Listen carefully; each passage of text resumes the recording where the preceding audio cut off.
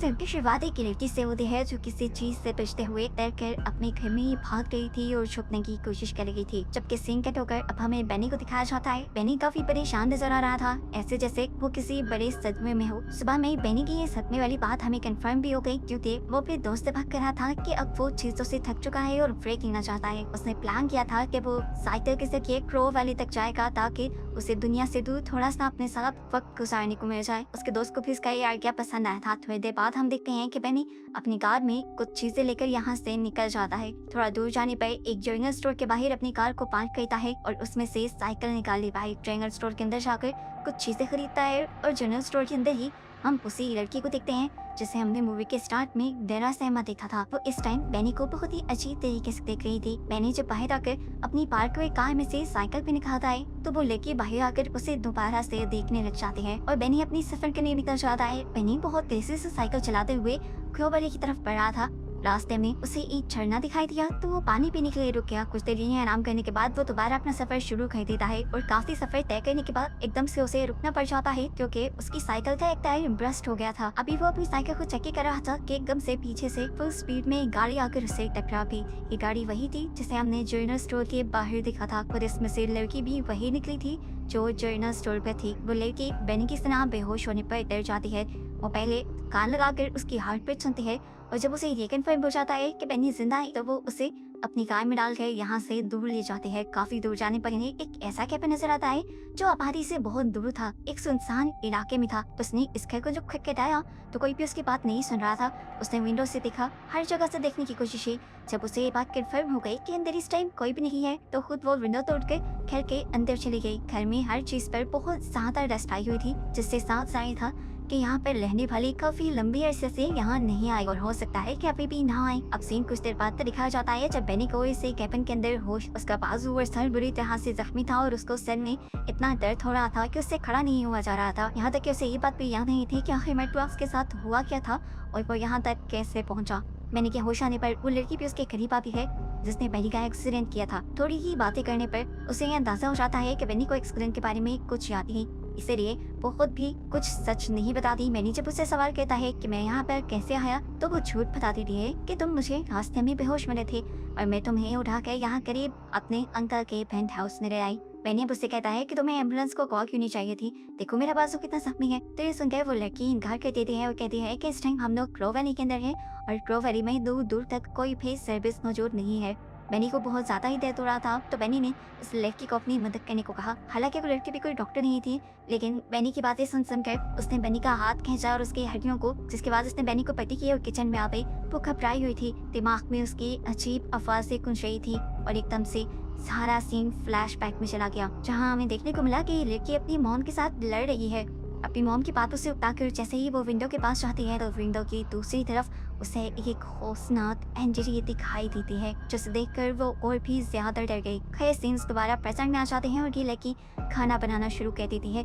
इतनी में यहाँ बेनी आता है और पहले मरतबा इस लड़की से इसका नाम पूछता है तो ये लड़की अपना नाम ग्रेटा बताती है। वो ग्रेटा से शर्मिंदा था क्योंकि ग्रेटा उसके लिए बहुत कुछ कर रही थी, लेकिन ग्रेटा ने कहा कोई बात नहीं, ये सब मेरा फर्ज है और उस टाइम उसे खाना भी सर्व करती है। मैंने अब खाना खाने के बाद ग्रेटा से कहता है कि मुझे हॉस्पिटल जाने की जरूरत है तो ग्रेटा से जवाब देती है कि हॉस्पिटल से बहुत दूर है और मेरे पास मेरी अपनी गाड़ी बनी है, तो मैं यहाँ तक लाने के लिए भी मैंने किसी से मदद ली थी। ये लोग बातें करते रहते हैं और अचानक से ग्रेटा को दोबारा अपना पास्ट याद आने लगता है। हमें फ्लैशबैक में दिखाया जाता है कि ग्रेटा बहुत देरी सहमी रहती है क्योंकि वो डिप्रेशन का शिकार है। वो अपने डिप्रेशन की मेडिसिन भी नहीं लेती और उसे हमेशा ही ऐसा लगता है कि कोई उसका पीछा कर रहा है, कोई भूत है उसके पीछे। इसी एंटिटी की आवाज़ें भी हर वक्त ग्रेटा के दिमाग में घूमती रहती थी। आज रात भी जब वो फोन यूज कर रही थी तभी उसकी मोमस के पास आई और उसे डांट, क्योंकि उन्होंने ग्रेटा की सारी मेडिसिन देख ली थी जो उसने गिराई थी, लेकिन ग्रेटा उनसे भी एक छोट कहती है कि वो अपनी मेडिसिन रोज ले रही है। खैर सीन्स दोबारा प्रेजेंट में आ जा रहे हैं और अब भी हम ग्रेटा को उन्हीं आवाज़ों में घेरा हुआ देखते हैं जो आवाज़ें उसे पास्ट में भी तंग करती आ रही है। इस टाइम ये आवाज़ें हमें क्लियर समझ आ रही थी और ये आवाज़ें उसे बेनी को मारने के लिए उकसा रही थी। इन आवाज़ों की वजह से वो किचन में से एक चाकू भी उठा लेती है और बेनी के रूम में जाकर उसे कत्ल करने ही वाली होती है कि अचानक से उसे होश आ जाता है। वो अपने रूम में तो आ गई थी, लेकिन वो आवाज़ें अब भी उसके पीछे थी। बेनी को छोड़कर वो जल्दी से अपने कमरे में आ जाती है, लेकिन वो अब आवाज़ें उसकी बात ना मानने की वजह से और भी ज्यादा तेज हो गई थी। ग्रेटा उन आवाजों से थक गई थी। वो जल्दी से तकिए में मुंह छुपाकर जोर से चिल्लाती है और कोशिश करती है कि ये आवाजें बंद हो जाएं, पर ये आवाजें बंद होने का नाम नहीं ले रही थी। खैर, सुबह होते ही हम देखते हैं कि बेनी अपनी मदद के लिए बाहर निकल चुका है। उसे उम्मीद थी कि या तो उसे करीब ही कोई क्लिनिक मिल जाएगा जहाँ से वो अपना इलाज करा सकेगा, या उसे कोई लिफ्ट तो मिल ही जाएगी। चलते चलते वो काफी थक गया, लेकिन ना उसे क्लिनिक मिला और ना ही लिफ्ट। वो दरख्त के किनारे सांस लेने को ठहरा ही था कि उसे दूर जंगल में एक गाड़ी नजर आई। उसने करीब जाकर देखा तो ये सच में एक गाड़ी थी, जिसके बारे में उसे फौरन जाकर ग्रेटा को बताया। ग्रेटा भी ये गाड़ी देखती है। हालांकि हम जानते हैं कि ये गाड़ी ग्रेटा की ही है, लेकिन बेनी के सामने वो ऐसा एक्ट लेती है कि जैसे उसे इस गाड़ी के बारे में पता ही ना हो। उसने भी ये गाड़ी पहली मर्तबा देखी हो, लेकिन अब बेनी को भी उसकी ऐसी हरकतों से शक हो गया था कि ग्रेटा उससे झूठ बोल रही है और ये गाड़ी ग्रेटा की ही है। ग्रेटा को भी इस चीज का शक हो रहा था कि मैंने उस पर शक करने लगा है, इसीलिए वो फौरन घर चले जाते हैं। बेनी भी अपना शक दूर करने के लिए घर में गाड़ी की चाबी ढूंढने लग जाता है और उसे ग्रेटा के कमरे की दराज में गाड़ी की चाबी मिल भी जाती है। ग्रेटा जो इस टाइम अपने दिमाग की आवाजों को कंट्रोल करने के लिए जंगल में आई हुई थी, उसने दोबारा बेनी को गाड़ी की तरफ जाते हुए देखा। उसे समझ नहीं आ रही थी कि बेनी वहाँ क्यों जा रहा है। वो जल्दी से जब घर वापस आई तो उसने देखा कि उसका पूरा कमरा बिखरा हुआ था और जहाँ उसने गाड़ी की चाबी रखी थी वो भी गायब थी। उसका गुस्सा और भी ज्यादा बढ़ चुका था और वहाँ से उसे कुछ गलत करने को कह रही थी। अलमारी से वो बेसबॉल बैट निकालती है और बेनी के पीछे चल पड़ती है। ग्रेटा अब बेनी के पीछे आ चुकी थी। इससे पहले कि बेनी गाड़ी लेकर यहाँ से भाग जाता, ग्रेटा उसे कहती है गाड़ी से दूर हो जाओ। बेनी उसकी धमकी को समझ नहीं पाता। वो ग्रेटा से कुछ कहने ही लगता है तो ग्रेटा बेसबॉल बैट घुमाकर जोर से उसके सर में मारती है और उसे बेहोश कर देती है। वो घसीटते हुए बेनी को वापस घर में ले आई थी। किचन के फ्लोर पर एक शीट बिछाते हुए वो बेनी को एक कुर्सी पर बिठाकर उसे टेप से अच्छी तरह बांध देती है। बेनी जब होश में आया तो वो हैरान रह गया था कि इतनी सी लड़की उसके साथ ऐसा भी कर सकती है। वो ग्रेटा से कहता है तुम ऐसा क्यों कर रही हो? मैंने तुम्हारा क्या बिगाड़ा है जो मेरे पीछे पड़ रही हो?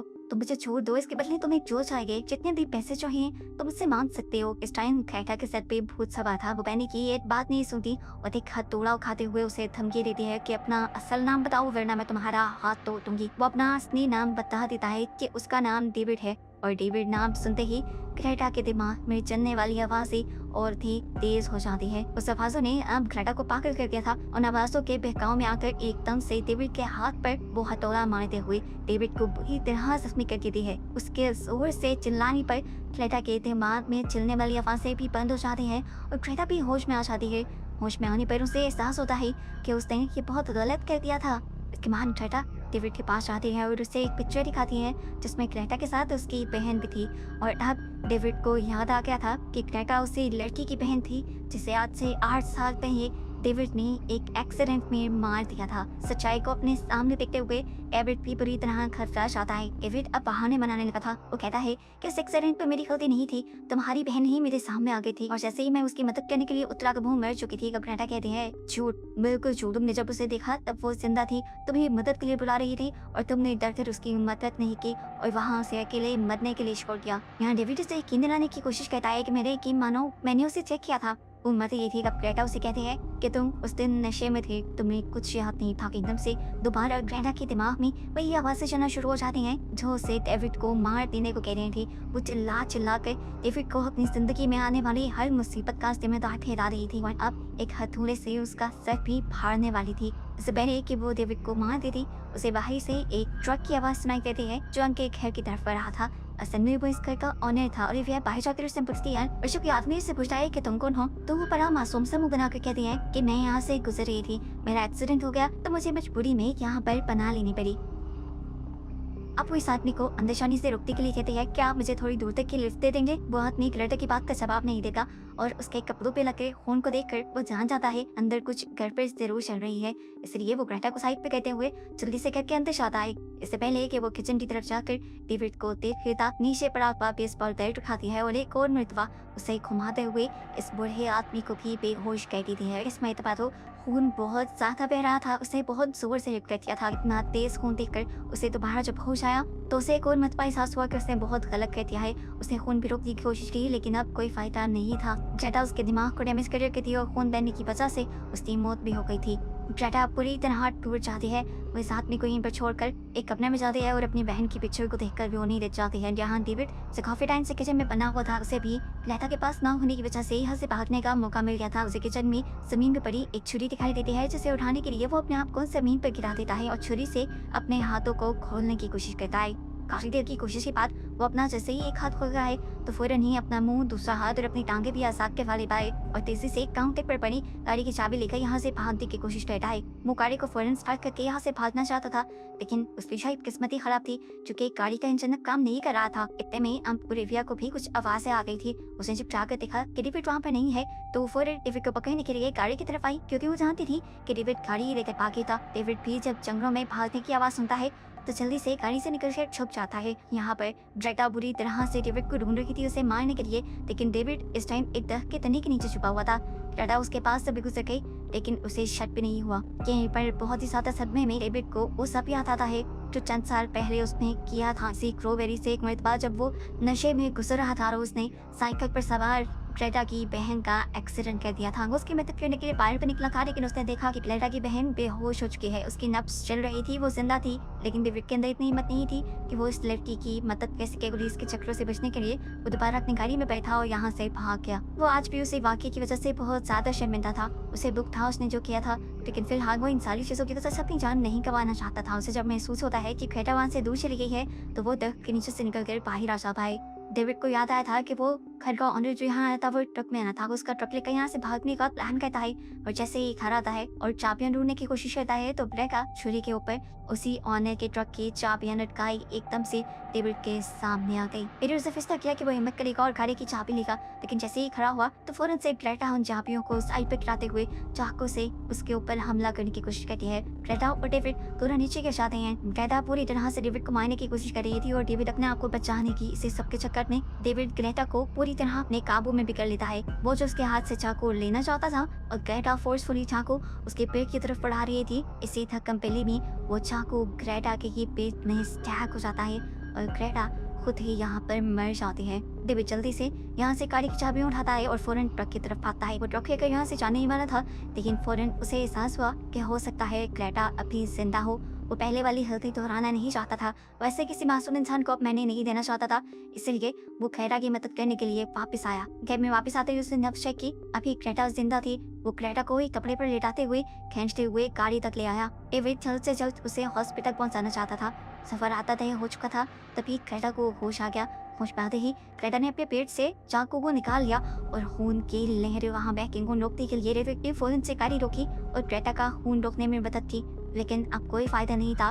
खून के ज्यादा बहने की वजह से ग्रेटा की भी यहाँ मौत हो चुकी थी। कहानी के अंत पर पता चलता है कि ग्रेटा अपनी बहन का बदला नहीं ले पाई थी। उसके कानों में जो आवाजें गूंजती थी, जो आते थी, जो भूत उसे दिखाई देता था, वो उसकी बहन का था और वही भूत उसे डेविड को मारने के लिए फोर्स कर रहा था। और जैसे ही ग्रेटा मर जाती है तो ये भूत कहानी की एंड पर हारे हुए डेविड को दिखाई देता है और बस यही दिखाते हुए ये कहानी यहाँ खत्म हो जाती है।